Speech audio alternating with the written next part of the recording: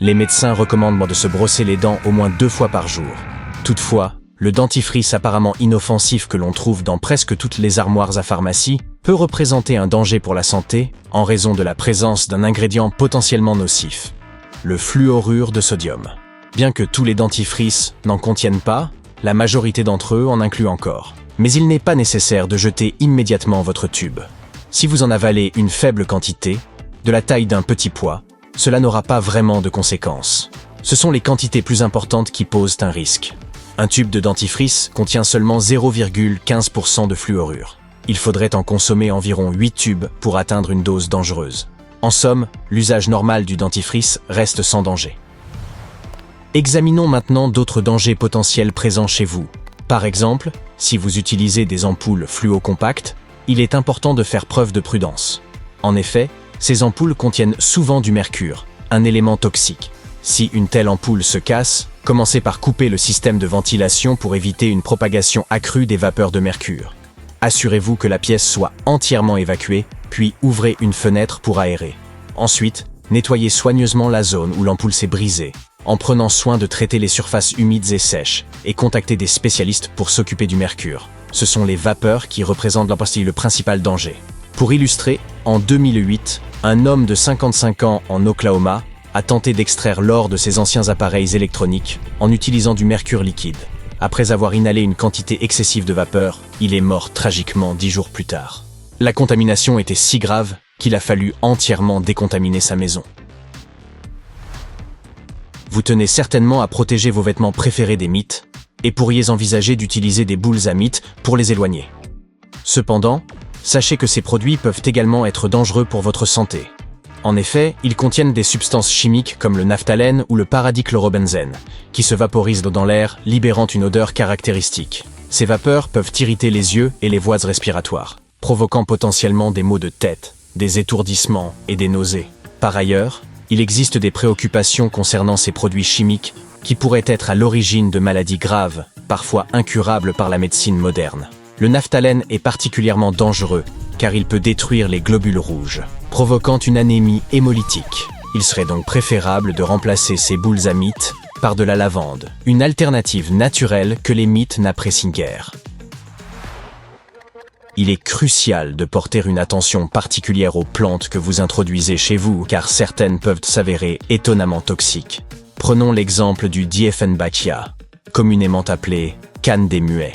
On entend souvent dire que sa sève peut faire gonfler la langue au point d'obstruer les voies respiratoires.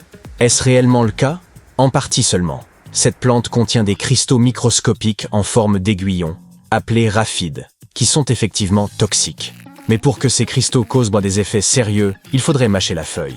Dans le cas contraire, vous pourriez simplement ressentir une sensation de brûlure passagère ou observer des rougeurs cutanées. Dans de rares situations, un léger gonflement pourrait apparaître à l'endroit de contact avec la plante. Généralement, une ingestion minime provoque un léger inconfort, autant donc éviter de goûter à vos plantes d'intérieur.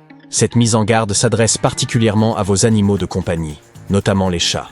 Si le Dieffenbachia entre en contact prolongé avec la bouche, il peut provoquer des douleurs importantes, capables de persister plusieurs jours, voire des semaines.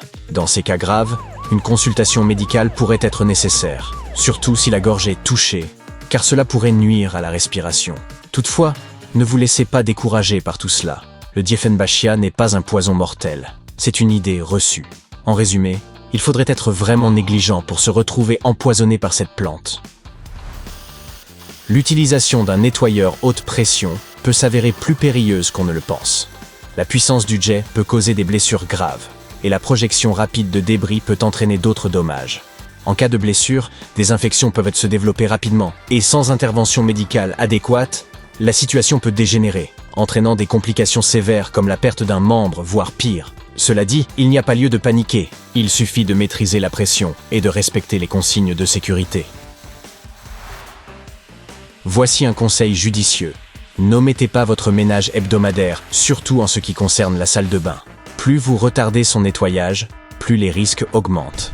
Les salles de bain sont des foyers propices à la prolifération de bactéries, rendant leur entretien essentiel. Vous ne souhaitez certainement pas voir apparaître des agents pathogènes tels que le norovirus, E. coli, la salmonelle ou le staphylocoque doré, sans parler des moisissures et des champignons. Pour vous donner une idée, un siège de toilette moyen peut abriter plus de 200 000 colonies de bactéries. De plus, soyez vigilants lors de l'utilisation de produits ménagers, car un nettoyage imprudent peut engendrer des situations dangereuses. Mélanger de l'eau de javel avec de l'ammoniac libère un gaz toxique, la chloramine, dont les émanations peuvent provoquer de graves symptômes, allant de l'essoufflement à des œdèmes pulmonaires. Si cela se produit, vous pourriez bien passer l'arme à gauche. Et non, il ne s'agit pas de l'arme que vous utilisez pour faire briller votre miroir.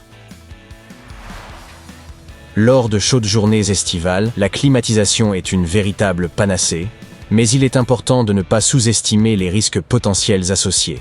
Un système de climatisation vieillissant peut entraîner divers problèmes. Les conduits et les filtres peuvent accumuler des moisissures, des bactéries et des allergènes nocifs. Si ces éléments ne sont pas correctement entretenus, les occupants de la maison risquent de souffrir de toux, de sifflements respiratoires ou de congestion nasale. Par ailleurs, un climatiseur ancien peut également présenter un risque d'incendie. Les composants obsolètes ont tendance à surchauffer en raison de l'effort supplémentaire et s'ils ne sont pas remplacés à temps, cela peut entraîner un danger accru. De plus, un câblage défectueux, souvent dissimulé dans des endroits difficiles d'accès, constitue une autre source de préoccupation. Ainsi, si votre climatiseur est âgé, il est recommandé de le faire vérifier et entretenir régulièrement, en veillant à ce que toutes les pièces et les installations électriques soient en bon état afin d'éviter tout risque d'incendie. Se pelotonner sous une couverture électrique lors des soirées fraîches semble réconfortant, mais cela peut aussi présenter un danger. Les couvertures électriques, surtout les modèles anciens dépourvus de dispositifs d'arrêt automatique, peuvent provoquer des brûlures si elles surchauffent. Il est donc conseillé d'utiliser ces couvertures pour préchauffer votre lit, puis de les éteindre avant de vous y installer. De plus, l'utilisation prolongée d'une couverture électrique peut entraîner un risque de coup de chaleur qui n'est pas à négliger. Un jour, 2 personnes ont été retrouvées inanimées dans leur lit, sous des couvertures électriques. La température corporelle de la première avait atteint un niveau critique de 41 degrés Celsius, tout comme la seconde. Bien que ces couvertures soient synonymes de confort, il est primordial de les utiliser avec discernement. Un rapide avertissement concernant le liquide lave-glace. Il contient du méthanol, un composé hautement toxique. En cas d'ingestion, il peut provoquer divers symptômes, allant des étourdissements et maux de tête à une intoxication sévère.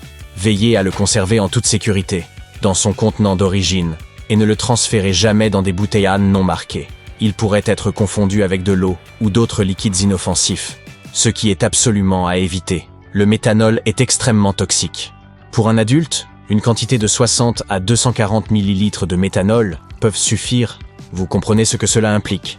Le liquide lave-glace ordinaire que vous mettez dans votre voiture contient généralement entre 30 et 50% de méthanol, mais les versions concentrées peuvent en contenir de 90 à 100%. N'oubliez pas que ces produits doivent être dilués dans l'eau avant utilisation. Enfin, abordons un objet du quotidien qui semble être notre fidèle allié, notamment dans les toilettes, le désodorisant. Bien qu'il puisse diffuser un agréable parfum dans votre maison, bon nombre de ces produits émettent des composés organiques volatiles qui s'accumulent avec le temps et peuvent poser de sérieux risques pour votre santé, y compris des problèmes neurologiques et des affections incurables. Pour jouer la carte de la prudence, il est recommandé d'opter pour des alternatives naturelles ou d'améliorer la ventilation de votre logement. Vous voilà prévenu ? Parfait.